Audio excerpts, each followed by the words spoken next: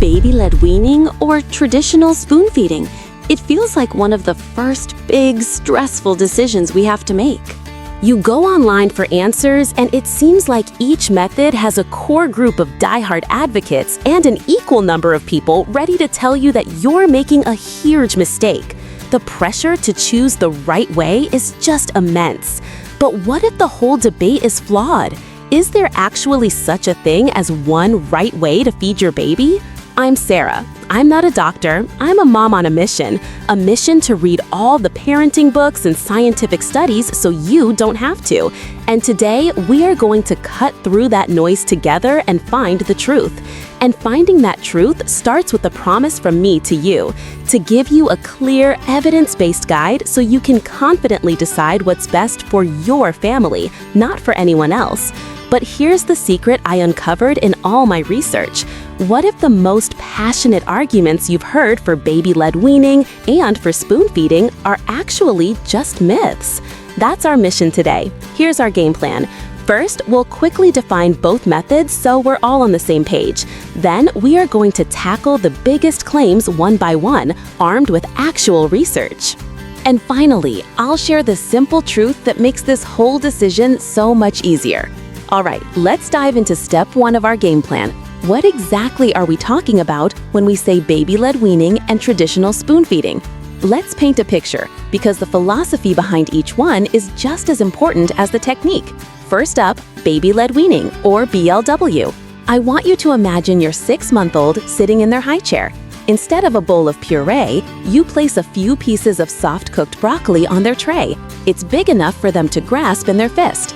At first, they might just poke it. Then they pick it up, feel the texture, and eventually bring it to their mouth. They are in complete control of what they eat, how much they eat, and how fast they eat it. It's messy, for sure, but it's also an incredible process of discovery. This is why I like to think of this approach as nurturing the explorer. You are providing the safe environment and the healthy options, but your baby is the one leading the expedition into the world of food. In short, with BLW, you skip purees altogether and go straight to finger foods from day one.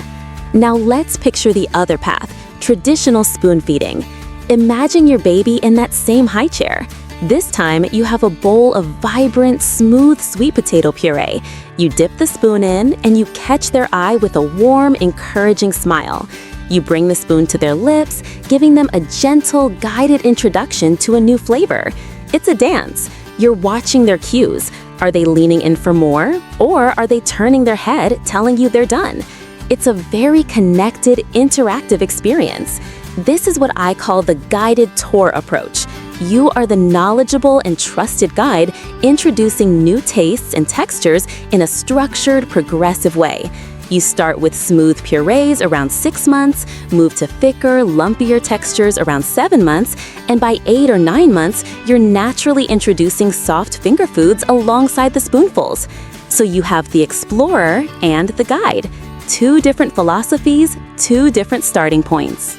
Now that we've painted a picture of both, I'm so curious to hear from you. Which camp are you leaning towards? Or what did you do with your own kids? Let me know in the comments. Are you Team Explorer, Team Guide, or maybe Team whatever gets the food in? Seriously, there is no wrong answer here. Okay, so why is there such a fierce debate between these 2 perfectly reasonable sounding methods? Well, it comes down to a few very big claims. And the number one argument you will hear for choosing the Explorer path for doing baby-led weaning is that it can protect your child from obesity later in life. The theory sounds plausible, right? A baby who controls their own intake should be better at listening to their body's hunger and fullness cues forever. But what does the science actually say? Well, first, let's be honest about the theory itself. It sounds so plausible, right? The idea that if a baby leads their own feeding, they learn to self-regulate. They listen to their body's hunger cues and stop when they're full. It makes perfect intuitive sense. Frankly, it's the number one reason many parents are drawn to baby-led weaning. It feels like you're setting your child up for a lifetime of healthy habits from day one. It's a compelling idea. But here's the thing. Although that theory sounds so right, the research doesn't actually support this claim. A major scientific study put this exact idea to the test, and the results were not at all what anyone expected. So what did this blockbuster study find? The answer is absolutely nothing. There was no difference. Let's dive into our first and biggest myth, the claim that baby-led weaning prevents obesity. The theory is that if a baby is in complete control of how much they eat, they'll be better at listening to their own hunger and fullness cues, setting them up for a healthier relationship with food for life. It makes perfect sense, right? But here's what that 2017 study, led by a researcher named Taylor, actually did. Imagine, scientists gathered 206 moms and their babies and split them into two groups, Team Baby-Led Weaning and Team Spoon-Fed. They followed these families for 2 whole years. And at 12 months old, and then again at 24 months old, they brought the kids in and checked their weight and other growth metrics. This was the moment of truth. Was there a difference? The result was crystal clear. There was no significant difference in weight or obesity risk between the two groups. The babies who were spoon-fed were just as good at self-regulating their intake as the babies who did BLW. So, myth number 1, busted. Okay, on to myth number 2, the idea that baby-led weaning prevents picky eating. The argument here is that because BLW babies are exposed to a wider variety of tastes and textures right from the start, they become more adventurous eaters. Again, it sounds logical. And there is some research that suggests this might be true, but the overall body of evidence is pretty mixed. It is absolutely not a guarantee. I know plenty of moms who did BLW perfectly and still ended up with a toddler who only eats beige-colored foods. But here's the more important point I want to make. The flip side of this myth is the fear that if you spoon-feed, you are creating a picky eater. And this is where we have to be really careful. That is simply not true, as long as you're doing it responsibly. Traditional spoon feeding was never designed to be just one texture forever. It's a progression. It's about meeting your baby where they are and gently guiding them forward, which, believe it or not, brings us directly to myth number 3. This is the fear that spoon feeding will delay your baby's oral motor skills, their ability to chew, move food around in their mouth, and swallow. The concern is that if they only ever experience smooth purees, they won't develop the muscles and coordination needed for real textured food. This is completely unfounded if you follow the standard evidence-based approach. Let's just walk through the timeline. Around 6 months, yes, you start with thin, smooth purees. It's brand new for them. But by 7 months, the recommendation is to thicken those purees and start making them a bit lumpy. You want to challenge them, just a little. Then by 8 or 9 months, you're actively encouraged to introduce soft, mashable finger foods right alongside the spoonfuls. Think soft-cooked sweet potato, bits of banana, or avocado spears. These babies are absolutely learning to chew and self-feed. So the idea that their skills are being delayed? Myth number 3, busted. All right, let's talk about the big one.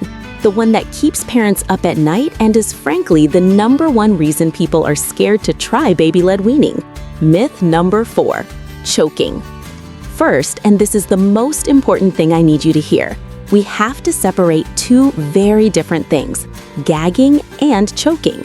They are not the same. Gagging is your baby's built-in safety feature. It's their personal bodyguard. The gag reflex in an infant is much farther forward in their mouth than it is for us. So when a piece of food gets a little too far back, that reflex triggers. It's noisy. They'll cough, sputter, their eyes might water, and they'll push the food forward with their tongue. They are actively clearing their own airway. It can be scary to watch, but your baby is in control.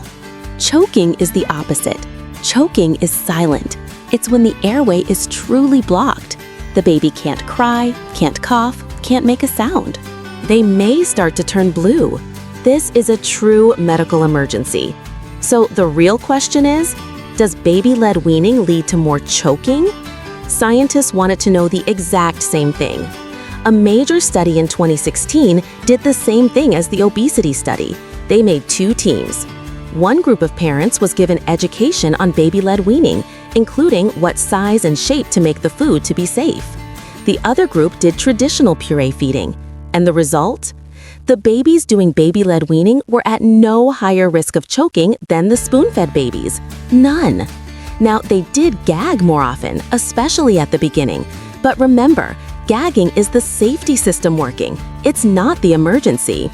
So as long as parents are educated on how to prepare food safely, the fear that BLW is inherently more dangerous, myth number 4, busted.